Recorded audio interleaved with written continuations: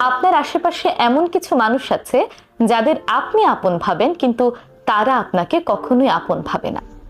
এমন মানুষগুলো চেনার 4টি উপায় আজ আমি আপনাদের বলে দিচ্ছি।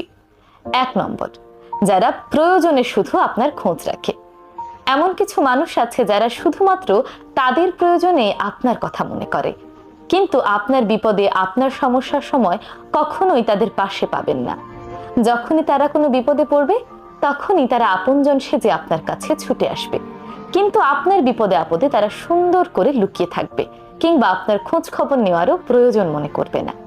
এই মানুষগুলো থেকে সাবধান থাকুন। এরা আপনজন হিসেবে আপনার কাছে থাকে ঠিকই, কিন্তু ভেতরে ভেতরে আসলে আপনাকে কখনোই আপন মনে করে না। 2 নম্বর, যারা আপনার সাফল্যে ঈর্ষান্বিত হয়। যেই মানুষগুলো আপনার সাফল্যে খুশি হতে পারে না, বরং ঈর্ষান্বিত হয়, তারা কখনোই আপনাকে আপন ভাবে না। কারণ যারা